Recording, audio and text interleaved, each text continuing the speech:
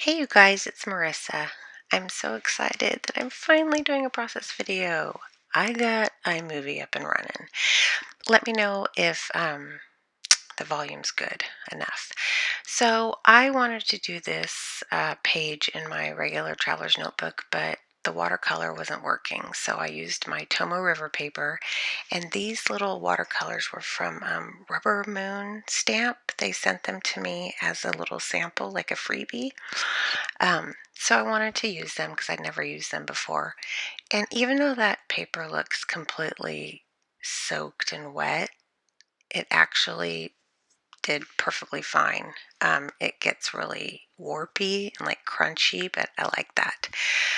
I still don't know how to watercolor very good. I wish that I could not just scribble it, but that's how I got it on there. So, that little stencil right there to the right, I think that that's like a Heidi Swap butterfly I've had forever, an acetate piece. And I thought, yeah, I'm just going to trace around it. So I'm just trying to add some colors. It's a really dark, earthy tone kind of palette. So I was kind of stuck working with those colors, but I liked it in the end. I was able to bring in pieces. Um, I wasn't sure if I wanted to do a voiceover. I kind of like watching process videos that have music in them, but I think a lot of people like the voiceovers because you like to hear the thought process. So I thought that I'd do a voiceover. I cut out a lot of the little, sketches and or just little doodling that I did. But right now I'm just trying to find a way to make that butterfly pop a little bit more. So I got my Neocolors 2 out and just went ahead and outlined it. And I'm using a lot of ephemera that's just sitting on my table that I've cut out of like Daphne Diary, um, and Flo, Frankie, and wanted a butterfly, so pulled out some of my butterflies, but I wasn't feeling the butterflies. It took me quite a while well, I'd say it took me about an hour to do this, but just pulling, I tried to work with what was just on my desk, so that's what was kind of hard for me. But I like those little books right there, and it took me forever to just get that sucker glued down. And that little leaf, it's a chipboard piece, and I was thinking of tracing it on the background, but I didn't end up doing it. So I just put some little black. I kind of like doing that on the outline, like around the page. Just pulling out washi because we all have millions of washi. And I like to put that, a lot on my pages. I see a lot of people using a lot of washi in their traveler's notebooks, and it's just, not for scrapbooking or wrapping presents like what I did for Brandon's birthday present today. So finally committed to putting that darn set of books down, and still didn't know what I wanted to put on the top of it. But washi to the rescue. I think that thick one was from Daiso, and the other one is a Jane Davenport washi. So I didn't end up, doing that little leaf there because I didn't know where I was going to put it. And I wanted to tone down and kind of put something on that butterfly so when I journaled, it wasn't so bright. I added that little cup and that little dude right there. And now that's a little Japanese postage from an Etsy shop I thought would be fun to put on, but you have these ideas and then you go to put them down and they just don't work.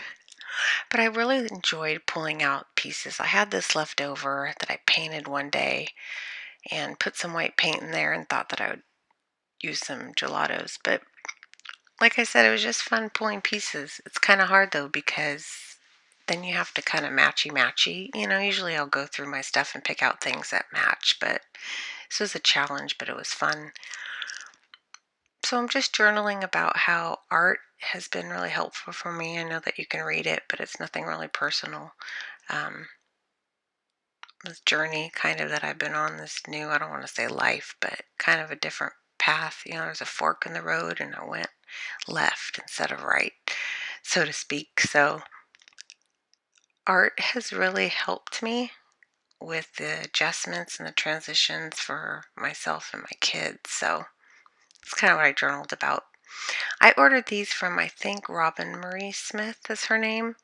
And I've kind of ordered them because I hate using them because they're so cute. But I just cut them apart, put them on there. And then I always have to outline everything. Why? Does it make it stand out, or is it just because I think I'm cool? Couldn't tell you. And I'm in love with the Dylusions white paint pen. Usually I do Sharpie, but I do notice though that hers, it kind of, do you notice in some of your white pens that the white doesn't stay opaque? Like it starts to sink in and gets muted. Is it somewhere that I'm using it, or I'm using it wrong, or I didn't shake it up enough? That little tag or that little ticket on the left, Mila was passing those out to everybody. If we wanted something, we had to give her a ticket. So that was my cue to ask her for something, but I was a little busy. This is an old Cocoa Daisy stamp. I tried to show you guys which one it was, but it accidentally got deleted. I tried to do freeze frame. Nope. Fail frame, more like it. So just kind of putting a little bit of leaves around the circle. Let me know if you like voiceovers, or would you rather have music? Because I know I'm kind of a little rusty around the edges right now. So I don't really know what to say. Because I feel sometimes that it's so self-explanatory. And it's 3 o'clock in the morning, so that's why I'm kind of talking quiet. So I hope that it comes out okay. But yeah, I wanted to pull out some rubber stamps and some clear stamps because I haven't been using them a lot lately in my art journaling. I use them a lot in Project Life, but not so much. I buy a lot for art journaling, but I don't use them that much. And one of them I took out was from that one. I got 4 of those kits or stamps a while ago from Tuesday Morning, and they're so whimsical and fun. So I think I want to use them again. So I just wanted that cute little branch. I'm going to color it in and find somebody to put on it. There's a lot of doodling. Do you ever feel like you go overboard? Those are the mermaid markers, by the way. That you kind of go overboard on your art and you should have left things out. You'll see what I mean when I go put these little black marks everywhere. I should have never done that. I think it just ruined it. I think it looks much more clean, busy but clean right now. And then I go put these stupid marks in. I tried using the Jane Davenport paint pen as well, and I just noticed on certain mediums it doesn't work that great. It sinks into the color as well. These are those little, I think I got from AliExpress, and those are some big honking birds. But I think I found one that fit, and then I found another one just to put on top of the little Creative Freedom. But it's hard to take the backing off, and I honestly had to cut out about 30 seconds of me. Thank God that it's muted, because I was cursing at that little chubby bird up there.